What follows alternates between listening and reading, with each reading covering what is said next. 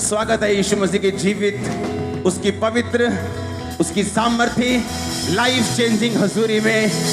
Hallelujah. तो स्वागत है बरनाला चर्च आपका भी इस डिवाइन मिशन में, इस दर्शन में, परमेश्वर के इस बुलाहट में, जिसका मेन काम हमारा धर्म बदलना नहीं, जीवन बदलना है। यीशु मसीह नया धर्म बनाने के लिए नहीं आए।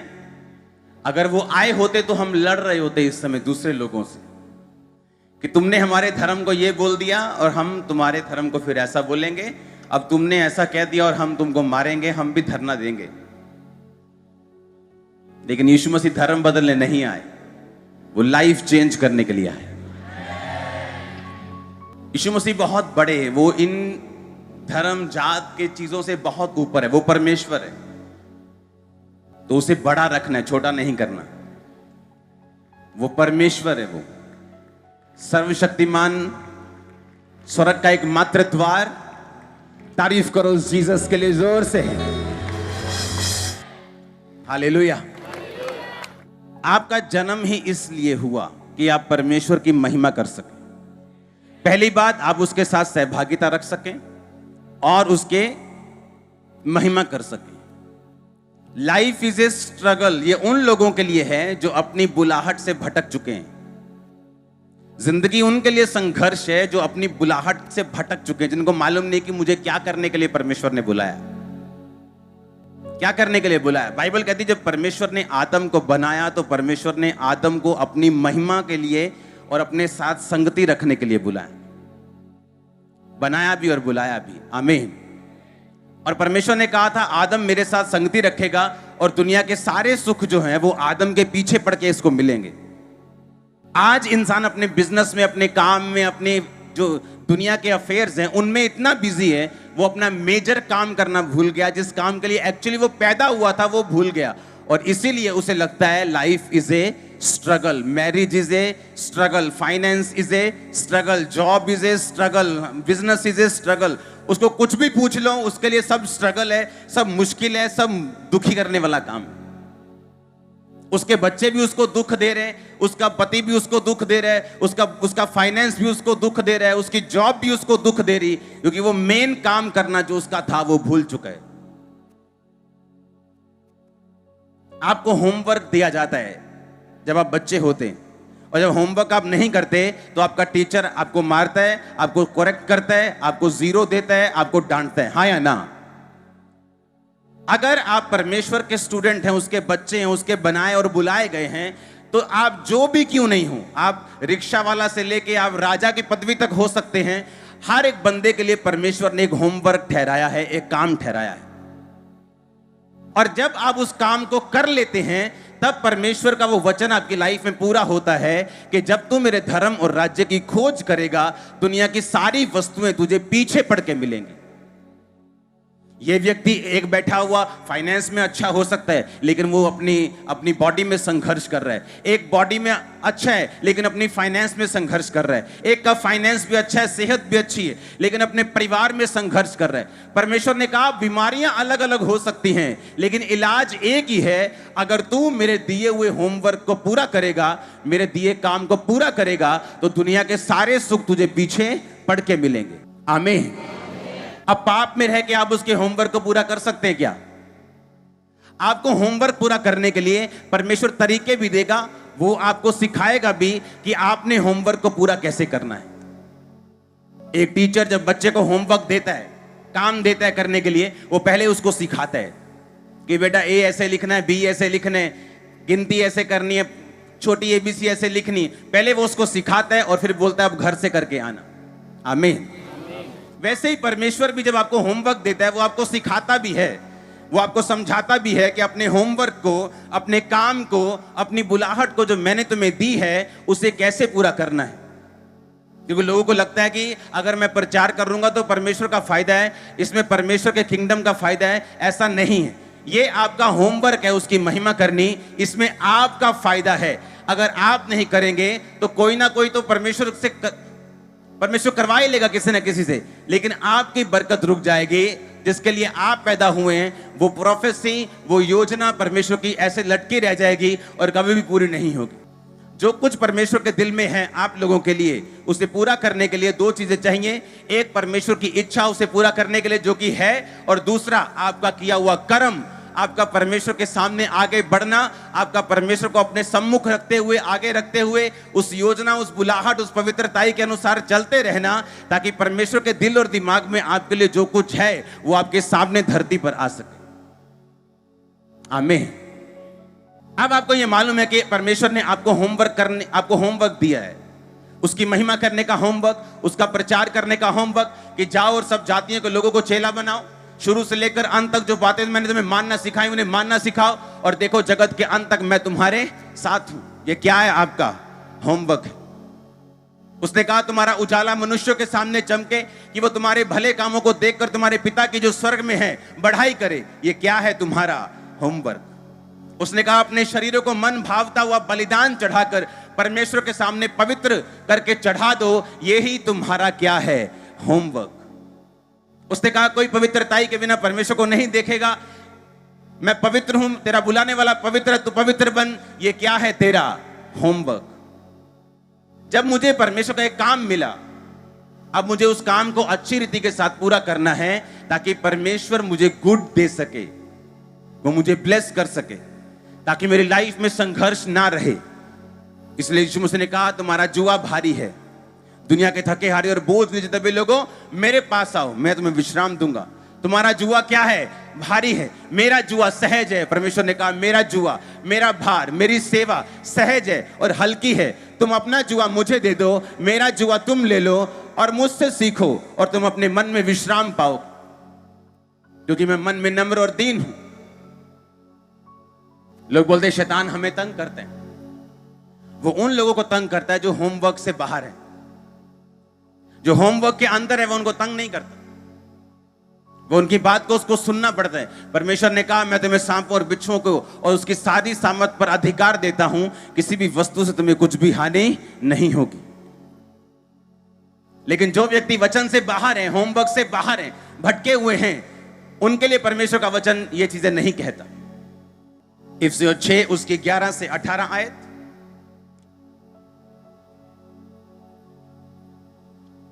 उसको पढ़ेंगे अपनी स्क्रिप्ट। परमेश्वर के सारे हथियार बांध लो कि तुम शैतान की युक्तियों के सामने खड़े रह सको। आमीन। अगर आप परमेश्वर का होमवर्क करेंगे तो शैतान आपका विरोध करेगा। वो आपके सामने आपकी खिलाफत करेगा, आपके खिलाफ खड़ा होने की कोशिश करेगा, आपको परमेश्वर में रोकने की कोशिश करेगा। उसको ये बात मालूम है कि जिस दिन आपने परमेश्वर का काम करना शुरू किया, जिस दिन आपने परमेश्वर को अपना जीवन दिया, जिस दिन आपने होमवर्क करना शुरू किया, वो उसका प्रभाव आपकी जिंदगी से खत्म हो जाएगा।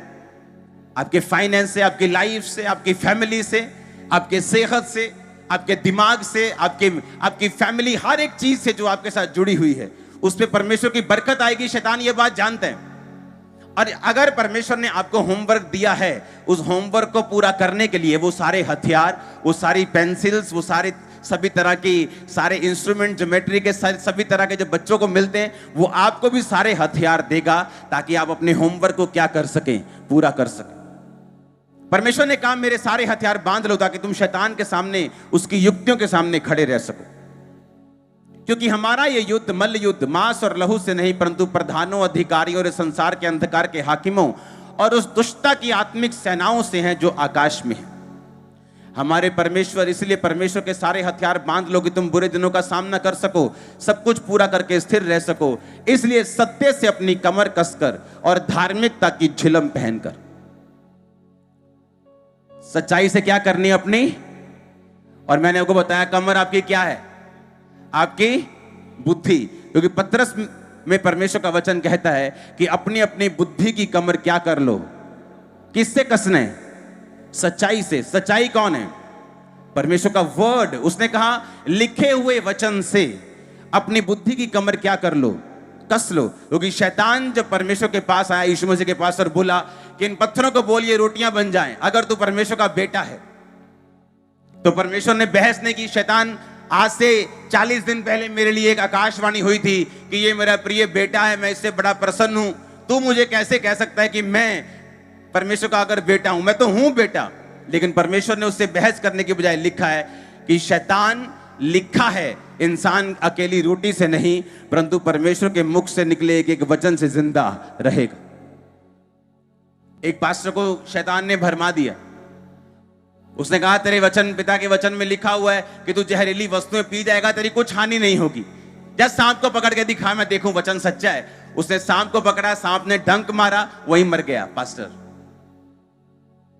यीशु मसीह को भी ऐसे ही बोला शैतान ने कि तेरे पिता के वचन में लिखा, अपने आप को इसके नीचे गिरा दे, इस पहाड़ से तेरे दूत तेरे पांव में पत्थर से ठेस नहीं लगने देंगे।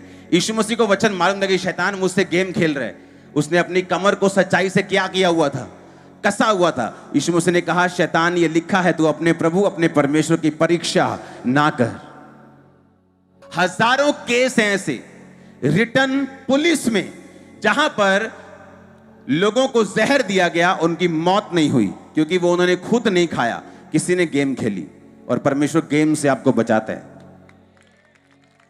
लेकिन अगर आप शैतान के सामने जानबूझ के खड़े हो जाएंगे और परमेश्वर के वचन को परखेंगे तो यह वचन का तोड़ना होगा कि तो अपने प्रभु अपने परमेश्वर की परीक्षा ना कर। पौलुस के हाथ में एक सांप ने काट लिया और लोगों को मालूम था कि यह सांप जिसने काटा ये बहुत जहरीला सांप है। पौलुस का शरीर अभी सूज जाएगा, ये अभी मर जाएगा। लेकिन जब पौलुस को कुछ नहीं हुआ तो बाइबल कहती है उसने कहा देवता हमारे घर में, हमारे स्थान में आ गए। उनको मालूम नहीं था कि जीवित परमेश्वर कौन है। उन्हें मालूम है कि पौलुस परमेश्वर का दास है। और पौलुस इसीलिए नहीं कि वो सांप से खेल रहा था, लेकिन वो सिर्फ आग जलाने के लिए लकड़ियां इकट्ठी कर रहा था और वहां एक सांप ने उसको काट लिया था और पौलुस को कुछ नहीं हुआ, 1% भी नहीं हुआ। सत्य से क्या करना है? अपनी कमर को कस के रखना है। जब शैतान आपसे क्वेश्चन करने के लिए आएगा, जब वो देखेगा कि आप अपने होमवर्क को कर रहे हैं, पूरा कर रहे हैं, वो आपसे क्वेश्चन करेगा, आपसे सवाल करेगा, आपको भरमाने की कोशिश करेगा। लेकिन अगर वचन से आपकी कमर कसी होगी तो वो भरमा नहीं पाएगा। धार्मिकता से, अपनी धार्मिकता से क्या कर? धार्मिकता की झिलम पहन। ये हार्ट पर पहनी जाती थी। झिलम जो है वो दिल के सामने, छाती के सामने पहनी जाती थी। अपने दिल को क्या कर? सुरक्षित रख। जो वचन तेरे दिमाग में है उसे अपने दिल में लेके आ, उसको मनन कर, दिन और रात उसकी व्यवस्था पे बाइबल कहती ध्यान दे और उसे दिल में संभाल के रख। आगे बढ़ेंगे।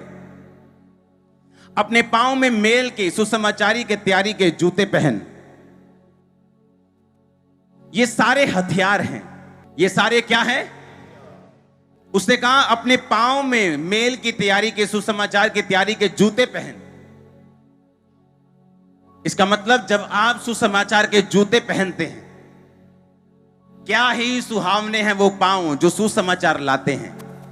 हां, जब आप जूते पहनते हैं सुसमाचार की तैयारी के और लोगों को प्रचार करना शुरू करते हैं, एक्चुअली में ये आपके फेवर में काम करता है और ये शैतान के खिलाफ एक हथियार है। लोगों को ये बात, मोस्टली 99% लोगों को बात ये नहीं मालूम। जिस चीज में शैतान आपको भरमा रहा है उस चीज के खिलाफ अगर आप प्रीच करें, आप बच जाएंगे। बड़ी गहरी बात मैं आपको बता रहा हूं। मैं क्या कह रहा हूं? जिस चीज के खिलाफ शैतान आपको भरमा रहा है, अगर उसी चीज के खिलाफ आप प्रीच करें, आप बच जाएंगे। प्रीचिंग करना, टीचिंग करना, लोगों को यीशु मसीह के बारे में बताना क्या है? ये सिंपल ड्यूटी नहीं है, ये एक हथियार है। ये उसी शैतान के खिलाफ हथियार है जिसने आपको बांधा हुआ था, जिसने आपके फाइनेंस को पकड़ा हुआ था, जिसने आपकी बॉडी को पकड़ा हुआ था, जिसने आपके दिल को, दिमाग को, आपके फैमिली को पकड़ा हुआ था। ये उसके खिलाफ बाइबल कहती है एक हथियार है, क्योंकि परमेश्वर ने कहा मेरे सारे हथियार बांध लो ताकि तुम बुरे दिनों का सामना, शैतान का सामना कर सको। तो परमेश्वर आगे हथियारों के बारे में क्या कहता है कि वचन पढ़ो, दिल पे रखो, मनन करो और सुसमाचारी की तैयारी के जूते पहनो। यानी जो तुम सुनते हो, जो दिल में है, उसे बोलो, उसे प्रीच करो, तो शैतान तुम्हारे सामने से भाग जाएगा। आप मेरी बात समझ रहे कि नहीं? आप प्रीच करेंगे जब आप, इसलिए मैंने कहा चर्च में कोई भी जना विश्वासी नहीं होना चाहिए, सब इवेंजलिस्ट होने चाहिए। ये इवेंजलिस्ट लोगों की चर्च होनी चाहिए। प्रीचर लोगों की चर्च होनी चाहिए। हर बंदे का नाम सुसमाचार टीम के अंदर होना चाहिए। आप बड़े हैं, आप ऑफिसर्स हैं, आप छोटे हैं, आप लड़की हैं, आप लड़का हैं, आप बूढ़े हैं, आप जवान हैं, हर बंदा। एक पास्टर अच्छा टीचर नहीं है तो उसकी चर्च सिर्फ हीलिंग तक ही सीमित रह जाती है, उसके आगे कभी नहीं बढ़ पाती, ना ही अपनी साल्वेशन को वो कंटिन्यू कर पाती है। क्योंकि एक अच्छा टीचर आपको बता सकता है कि आप हीलिंग लेने के बाद, डिलीवरेंस लेने के बाद, इस चर्च में मिरेकल्स की कमी नहीं। आमीन। पागल से लेके कैंसर से हर तरह की टेस्टिमनी आपको मिलेगी। लेकिन उसके बाद क्या? जब टेस्टिमनी आपने ले ली, उसके बाद आपको डीप वर्ड चाहिए, आपको वचन चाहिए, जिससे आपको मालूम होता रहे कि अब आगे मेरी जिंदगी में मुझे क्या करना है। आमीन। जब आप प्रीच करते हैं, बाइबल कहती है ये एक हथियार बन जाता है आपकी लाइफ के लिए। जब आप प्रीच करते हैं, ये एक हथियार है शैतान के, वही शैतान के खिलाफ जिसने आपकी सेहत को पकड़ा हुआ है। ये वही हथियार है जिसने आपके बेटे को पकड़ा हुआ है, उसे नशे करवाता है। ये वही हथियार उस शैतान के खिलाफ है। आमीन। और जब आप इस वचन को मैच करेंगे, आप देखेंगे कि सब तरफ वो एक दूसरे के साथ लिंक हो रहा है कि मैं अपने याजकों को क्या दूंगा? उत्तम दूंगा, उत्तम दाख दूंगा, उत्तम तेल दूंगा, उत्तम जीवन दूंगा। और जो प्रीच करते हैं नए नियम के मुताबिक, वो याजक हैं, वो राजा हैं। आमीन। आप जब प्रीच करते हैं, शैतान आपकी लाइफ से जाता है और ऑटोमेटिकली जो चीजें उसने पकड़ी हुई वो लूज होती, आपको बेस्ट मिलना शुरू होता है। आप जब प्रीच करना शुरू करेंगे, जो बच्चा आपका नहीं सुधर रहा वो सुधर जाएगा, जो बेटी नहीं सुधर रही वो सुधर जाएगी। आप प्रीच करते रहेंगे, प्रीच करते रहेंगे, प्रीच करते रहेंगे, जो काम नहीं हो रहा वो हो जाएगा। आम विश्वासी को एक टेस्टिमनी लेना मुश्किल हो सकता है, कई बार लेट हो सकता है, लेकिन जो प्रीच करने वाले विश्वासी इवेंजलिस्ट लोग हैं, काम करने वाले विश्वासी हैं, उनके लिए अपनी गवाही लेना आसान है, 1000 गुना आसान है। क्योंकि उनकी जिंदगी परमेश्वर के लिए खड़ी है, उनकी लाइफ परमेश्वर की महिमा के लिए है। आमीन।